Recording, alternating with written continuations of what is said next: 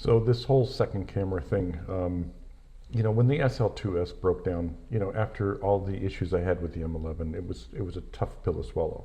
Now, I love the SL2S. I think the image quality from it is absolutely incredible. I didn't mind the 24 megapixel. It was a nice back camera in thought, but I was still struggling with the fact that, it's that form factor that I wasn't too thrilled with. But if I had something, worthwhile in that form factor, I don't care. Like I want to be able to enjoy shooting. And I know a lot of people say, oh, it's a tool to them. Yeah, it's a tool, but if you don't enjoy using your tools, how good can you possibly be? And I know there's arguments on both sides of that, but for me personally, I want to be able to enjoy my tools. Like when I use the Leica M11, I don't care if it's a commercial job or personal use, I'm still excited to use it. So it makes my commercial job just as fun as going out and shooting for myself. That being said, if the M11 did go down and I needed my backup, I want something that can handle all the jobs without having to go, well, I can only do this job with it, but I have to run another camera because I want to do this job. So that's my train of thought. So yeah, I need a little bit higher megapixel camera, and that's fine.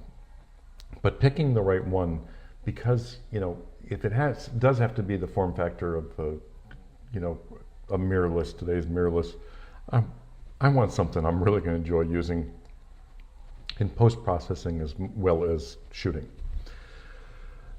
That being said, what I did is I figured, why don't you go through your images over the many, many years to say, which ones stand out to you, which ones speak to you, if you will.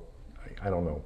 And it may seem a little lame to some, but for me, it's a big thing. I want to appreciate these images. So I literally, and I've had the opportunity to shoot with just about every single camera system out there.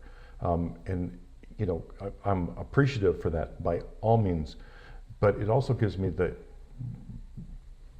the ability to go through and go, God, I love these images, not just one great shot or this one great shot from different areas.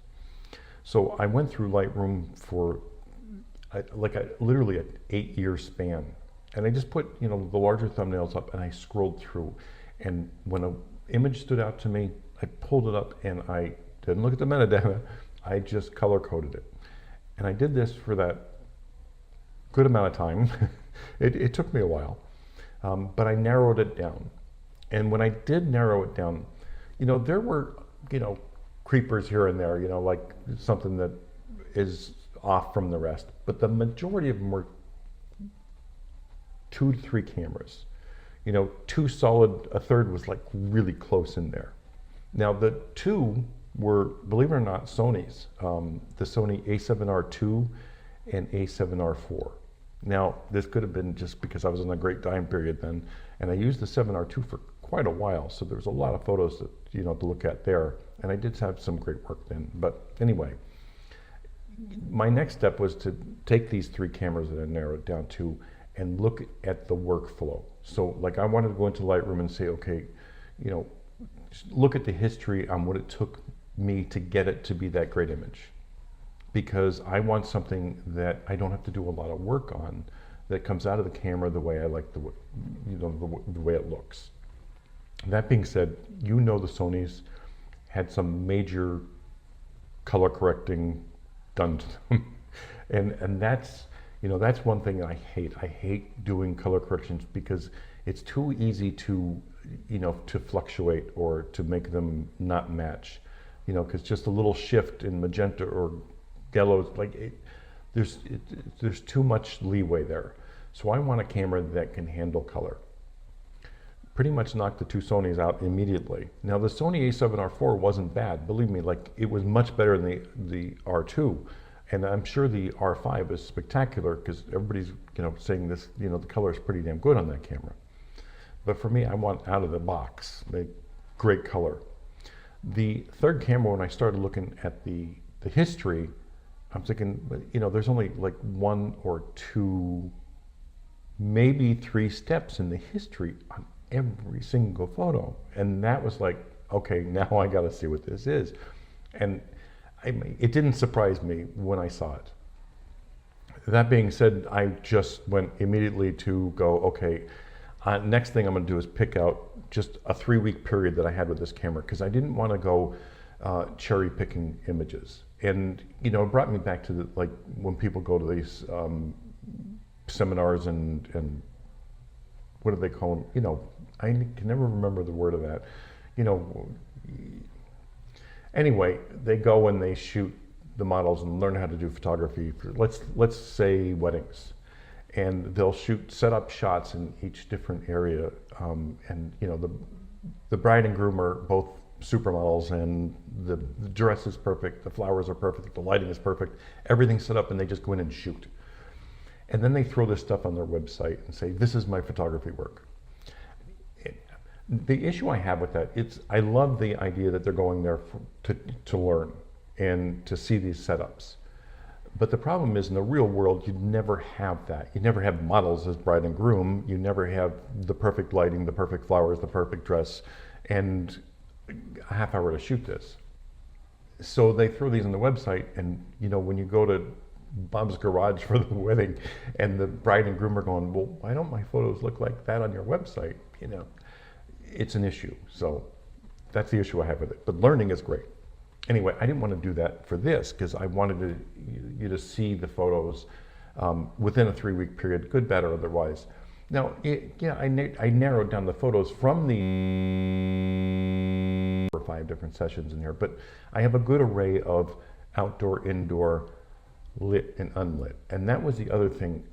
Some of these images, I couldn't tell which ones were lit and which ones were just natural light from my windows, and then I went into deeper, and I'm like, I started looking at these images going, I never shoot at 1600, 3200 in the studio. That's just unheard of, because I want clean images. I like that mental freak over clean images. So I wouldn't shoot at high ISOs ever. And 90% of these images are above ISO 400, 800, 1600. Like, it was weird to me. But then I'm looking at them going, these are clean.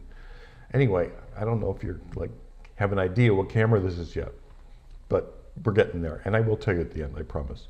I just want you to go through the slideshow of images and take a look at these, and maybe you'll understand my decision on why I said this is going to be my second camera, because it's going to take care of all the different worlds I need taken care of, whether the Leica's down or not. Anyway, so let me show you the pictures, and we'll go through them a little bit and give you the reason for my decision on going with this camera.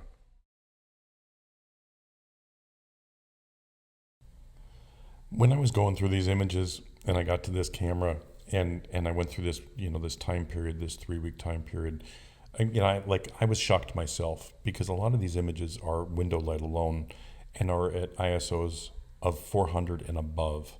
And the good majority of these are 800 to 1600. And there's even a few in here that are 3200 ISO. I never shoot at that. So for me to shoot at that and not care for this length of time, this camera had to be impressive.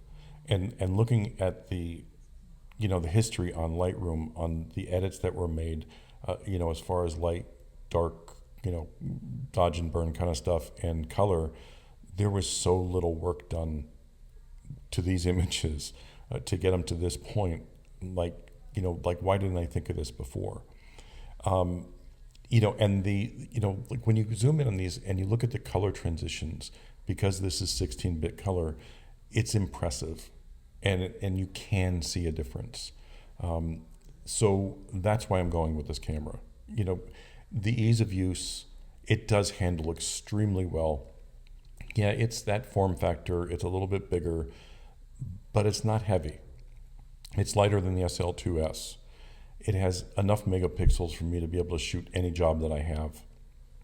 And I always rented, because why go with the expense if you're going to use it so often?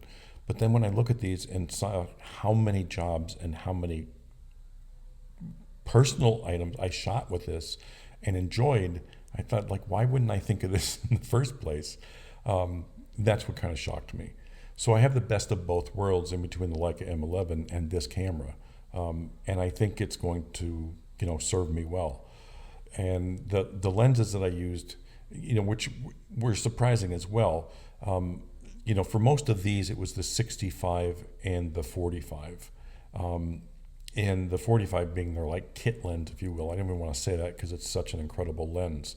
But when you look at this, that was done with the 45, and you get that 3D pop and great image quality, and it's probably a fifth the price of every other lens they sell. Now I will set up a 3-lens kit with this because the rest of the stuff I can shoot with the Leica. And again, worst case scenario, I'll have to use it as a backup, but I'll use it side by side with the Leica versus a backup. And this is one camera I can honestly say I'm going to use it side by side, because I hate the thought of having like the SL2S, because I'm not really fond of the form factor. Love the images, but not form. So it would have sat in my bag most of the time unless my camera went down. With this camera, I know I'll be using it because I enjoyed using it, and I get these kind of image quality. This is the Hasselblad X1D Mark II. And yes, the 50 megapixel, almost 9-year-old sensor is really this good.